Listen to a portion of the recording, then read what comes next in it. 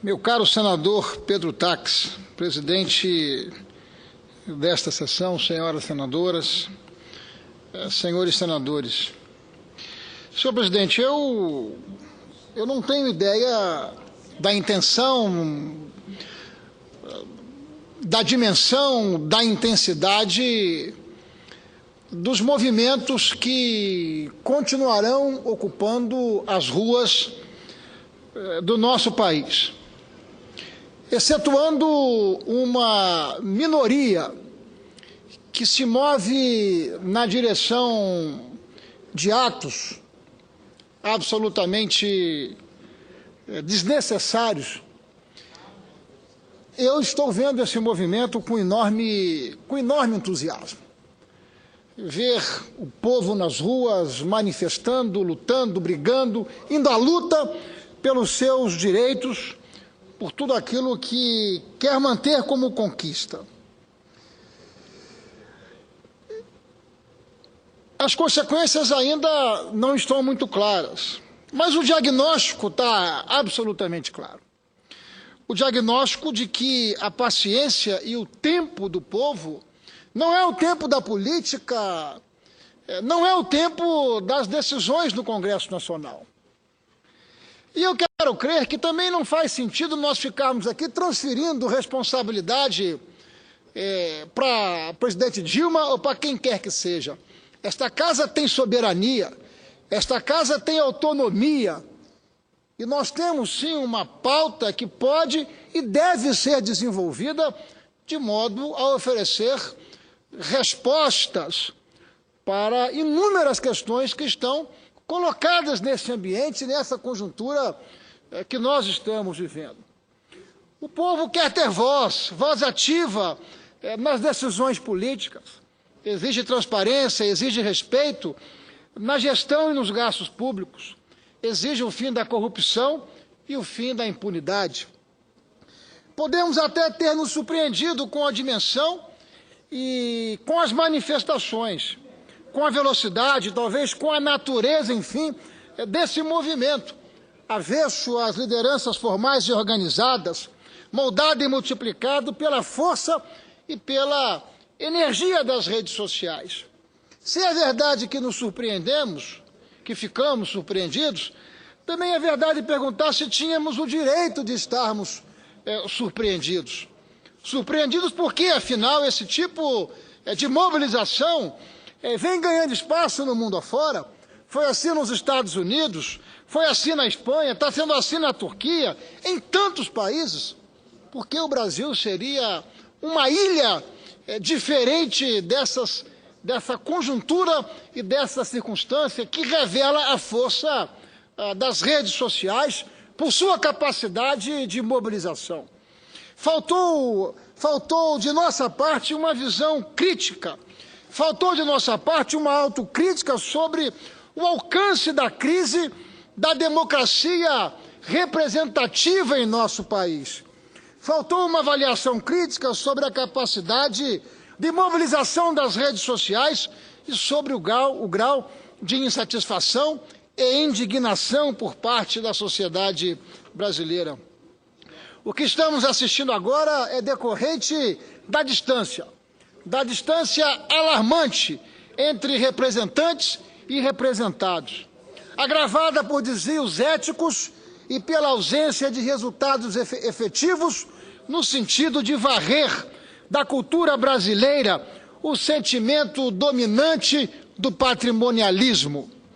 É decorrente do conjunto de distorções da nossa democracia representativa, da insistência em velhas práticas políticas e da indignação com a impunidade. A onda de protestos populares se levanta, por outro lado, contra a ineficiência do Estado brasileiro, que tem uma das cargas tributárias mais pesadas do mundo, mas tem sido incapaz de oferecer serviços públicos minimamente satisfatórios à população brasileira. Nos últimos anos, assistimos, por certo, a avanços significativos, com a ascensão social de milhões de brasileiros. Esses brasileiros agora querem mais e não aceitam de forma alguma perder conquistas já alcançadas por conta de gestão inadequada da máquina pública. E nessa gestão inadequada é preciso que nós, parlamentares, sejamos muito humildes, que nós tenhamos a capacidade de colocar as nossas barbas de molho, porque temos responsabilidade por aquilo que não estamos fazendo, pelas respostas que não estamos oferecendo, pela leniência do processo burocrático legislativo. Diante disso, o que fazer? O que fazer? Essa é a pergunta, senhora presidente. Que medidas, afinal, o Congresso Nacional e nós todos podemos adotar no sentido de resgatar nossa relação, nossa sintonia com a sociedade brasileira? Precisamos, antes de tudo, ter a humildade de ouvir e de acolher as críticas da população, ter a humildade de fazer uma autocrítica sobre a nossa atuação política legislativa. Crise, senhoras e senhores senadores, é sinal de oportunidade. Oportunidade para afirmar nossa legitimidade e nossa representatividade política para trabalhar uma agenda sintonizada com a população brasileira. E um dos pontos mais importantes dessa agenda, outros oradores já se manifestaram, eu já o fiz anteriormente, mas o faço, porque esta é uma pauta, esta é uma iniciativa que está diante de nós. A necessidade de nós colocarmos em pauta, de nós votarmos a chamada PEC 37, que pretende subtrair, não é, autonomia, legitimidade do Ministério Público Estadual ou do Ministério Público Federal. Não é a primeira vez, senhor presidente, que manifesto a respeito desta matéria. Mas, diante da força das recentes manifestações, chama a atenção para a urgência de uma decisão sobre o assunto. Não adianta retirar a PEC 37 de pauta. O que nós temos é que votá-la. O que nós temos é que derrubá-la. O que nós precisamos é dar uma resposta à sociedade brasileira, que não aceita qualquer recuo, qualquer retrocesso, qualquer cerco à necessária manutenção da autonomia do processo investigatório por parte do Ministério Público. E quero aqui tomar emprestado do sempre ministro Carlos Aires Brito, ex-presidente do Supremo Tribunal Federal, que no fim de semana deu uma belíssima entrevista enfrentando a questão relacionada à PEC 37. Disse o sempre ministro e disse em um tom muito claro: a PEC 37, disse o ministro, quer enforcar quem nunca roeu a corda, o Ministério Público. Retirar o poder de investigação criminal do Ministério Público é seguir na contramão da democracia brasileira, conquistada com tanto esforço. Afinal, a realidade vem mostrando há tempos os resultados positivos do trabalho da instituição na apuração de desvios de recursos públicos, de violação de direitos humanos, de crimes ambientais, entre outros. Que motivo podemos ter para restringir apenas às polícias federal e civil a condução das investigações criminais? Quem, na verdade, sai ganhando se a PEC 37 for aprovada? Não é óbvio que, diante da escalada de irregularidades, da escalada de maus feitos que vem indignando o país, a intenção deveria ser somar e não diminuir esforços de investigação? Ora, o cidadão brasileiro só tem de aplaudir, só tem a ganhar com o trabalho integrado da polícia, do Ministério Público, da Receita Federal, do Banco do Brasil e de tantas outras instituições que, trabalhando de maneira integrada, fortalecem a democracia brasileira, que hoje se faz patinando em razão da falta de sintonia entre aqueles que deveriam representar a população brasileira, mas se acomodam diante dos interesses corporativistas de uma minoria. Sabemos todos que o Ministério Público é uma instituição historicamente pautada pela transparência e pela ética, pela defesa de uma sociedade livre e justa.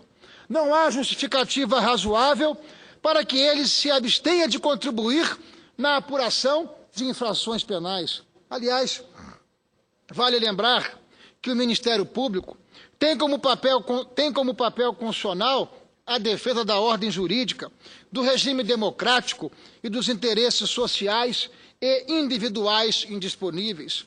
Entre suas funções institucionais estão o zelo pelo respeito dos poderes públicos aos direitos assegurados pela Constituição e o exercício do controle externo da atividade policial.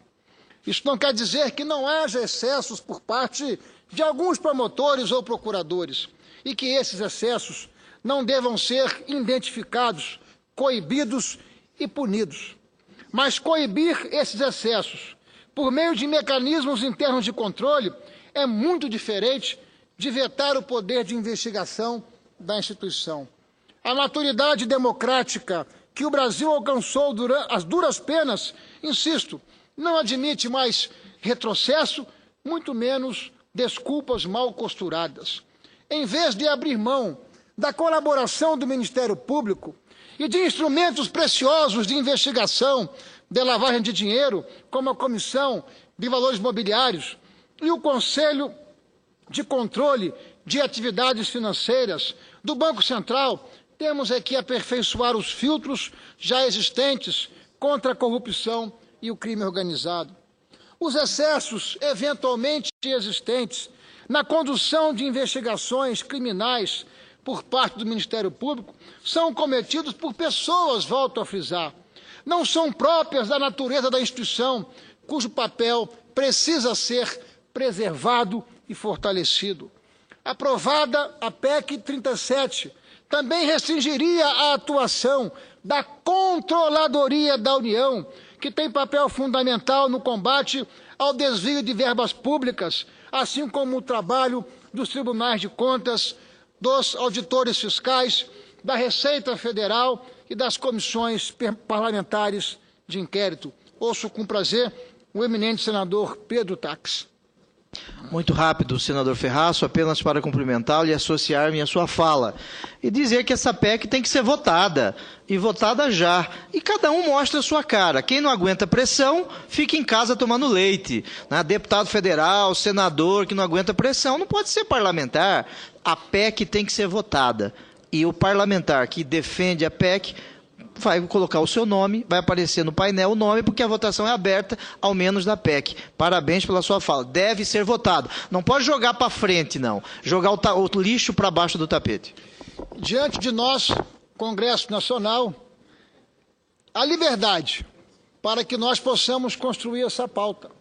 O nosso desejo é que o deputado Henrique Eduardo Alves, presidente da Câmara dos Deputados, possa pautar essa proposta.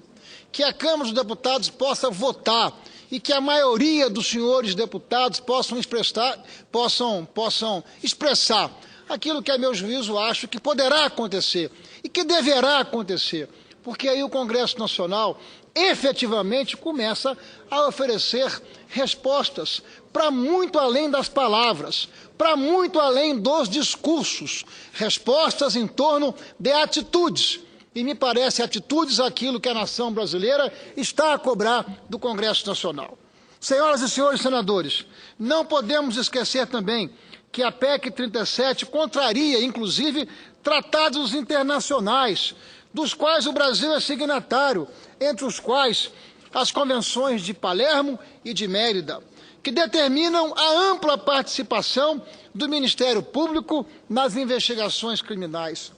Somente, senador Pedro Taques, somente em 3 países há exclusividade por parte da investigação criminal, excetuando a participação do Ministério Público, no Quênia, na Uganda e na Indonésia.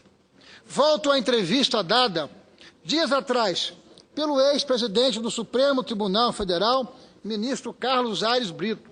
Segundo ele, o Ministério Público estaria incomodando alguns deputados e senadores, estaria sendo um ponto fora da curva. E como o ministro, pergunto às senhoras e aos senhores senadores, que curva? A da impunidade? Se existem representantes no Congresso Nacional que se sentem incomodados pelo Ministério Público, quero deixar claro que essa não é a minha condição, de forma alguma. O que defendo, assim como milhões e milhões de brasileiros é o fortalecimento da instituição, que tem um papel histórico na afirmação de nossa democracia e na luta por uma ordem jurídica mais justa e equilibrada. Uma instituição que tem se sobressaído na coragem, pela coragem e com independência, e que tem sabido ao longo do tempo conquistar o apoio e o respeito da sociedade brasileira. Ao encerrar minhas palavras, senhora presidente, reforço minha convicção de que é preciso ouvir e respeitar a vontade soberana da sociedade brasileira. O Congresso Nacional precisa entender, acolher, recolher essas manifestações, não é, como oportunidade e não como ameaça. Somos nós, a parte, somos nós, do nosso quadrado, que podemos estar aqui contribuindo com os nossos partidos para que esta agenda finalmente possa fazer parte dos nossos trabalhos, aí sim, criando uma sintonia direta do Congresso brasileiro com a população do país. Portanto, senhora presidente, são as manifestações que faço nesta tarde, ao concluir, deixando aqui a minha convicção, a minha esperança, o meu otimismo que o Congresso Nacional, que o nosso Senado da República possa entender, possa sair do lugar comum, possa virar a página e possa efetivamente romper com essa inércia que tem marcado, lamentavelmente, a pauta legislativa, porque o que não falta aqui na nossa agenda são projetos, são iniciativas em perfeita condição de dar à nossa instituição uma condição de caminhar em absoluta sintonia com aquilo que está desejando a população brasileira. Muito obrigado, senhora presidente. Muito obrigado, senhoras e senhores.